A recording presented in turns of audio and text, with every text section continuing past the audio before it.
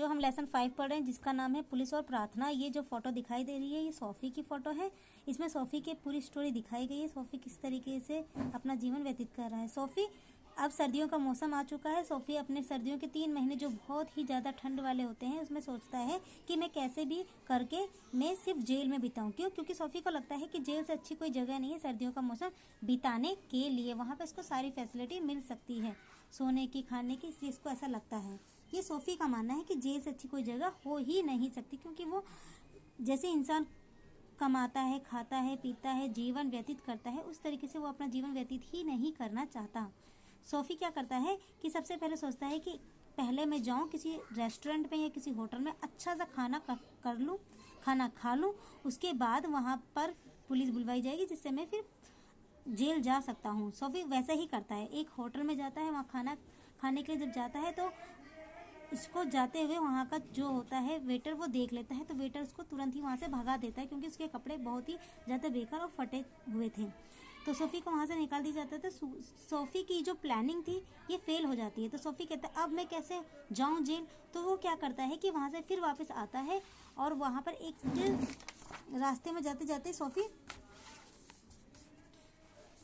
एक लेडीज़ को देखता है। वो लेडीज़ काफ़ी अच्छी लग रही थी और वो किसी स्थान पर खड़ी थी जहाँ से वो अंदर की दुकानों के अंदर झांक रही थी शीशे से।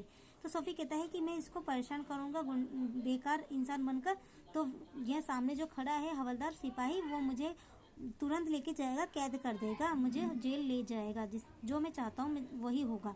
ये जाता है उस लेडीज़ के पास, तो वो लेडीज़ से डरती नहीं है बल्कि हंसकर से बात कर देती है। तो ये वहाँ से तुरंत ही भाग जाता है सोफ़ी। फिर ये एक रचना और रचता है। ये कहता है कि नहीं नहीं, मुझे कुछ ना कुछ करके कैसे ना कैसे करके जेल जाना होगा। फिर ये क्या करता है कि एक सिपाही को ये सामने देखता है, तो ये वहाँ पर जाकर रेलवे स्टेशन के पास एक सिपाही को देखकर खूब ज़ोर ज़ोर से चीख कर, नाच कर, चिल्ला कर सबको परेशान करता है। तो सिपाही आता है, वो कहता है कि आप सभी लोग परेशान ना हो, ये एक कॉलेज का लड़का लगता है, लग रहा है कि इसने किसी मैच को जीत लिया है जिससे ये बहुत ही ज़्यादा नाच रहा है, गा रहा है, चिल्ला रहा है, पागल बनकर दिखा रहा है, बहुत ही ज़्यादा ये परेशान है। आप डरे ना, ये ऐसे छोटे बच्चे के लिए, कॉलेज के बच्चों के लिए हम कोई भी सज़ा नहीं लेते हैं, कोई भी सज़ा नहीं देंगे, ना ही कोई एक्शन लेंगे। फिर सोफ़ी दुखी हो जाता है कि ये सिपाही तो मुझे कैद ही नहीं कर रहा।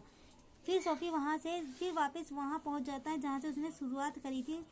एक टेबल से उसने शुरुआत करी थी, उसी टेबल पर जाकर बैठ जाता है। फिर वहाँ टेबल के पास बैठा रहता है, तो वहाँ से उसको एक प्रार्थना के साथ संगीत की मधुर स्वर लहरी सोफ़ी के कानों तक पहुँच जाती है। सोफ़ी उस गाने को सुनता है तो सोफ़ी को अंदर से उसकी अंतरात्मा बोलती है कि नहीं नहीं, मुझे भी इंसानों की तरह ही अपना जीवन व्यतीत करना चाहिए दिनचर्या के अकॉर्डिंग। जैसे कि पहले मुझे कहीं जॉब करनी चाहिए, फिर कुछ कमाना चाहिए, मुझे ऐसा नहीं कि मुझे जेल में जाकर अपना जीवन व्यतीत करना चाहिए।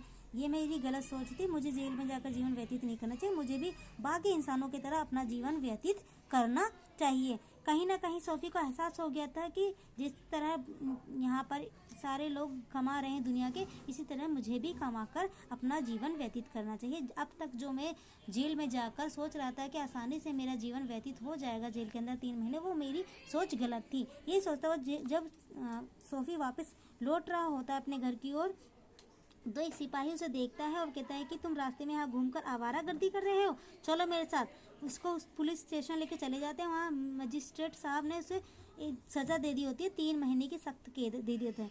अब देखिए इस कहानी से हमें यही पता चलता है कि सोफ़ी ना चाहते हुए भी जेल पहुंच गया। पहले सोफ़ी के दिमाग में था कि वो कैसे ना कैसे 3 महीने के लिए जेल चला जाए। अब सोफ़ी का नज़रिया चेंज हुआ जीवन के प्रति, तो अब उसको जेल जाना ही पड़ गया 3 महीने के लिए। ठीक है, इस कहानी का अंत यहीं होता है बच्चे, स्टोरी यहीं समाप्त हो जाती है।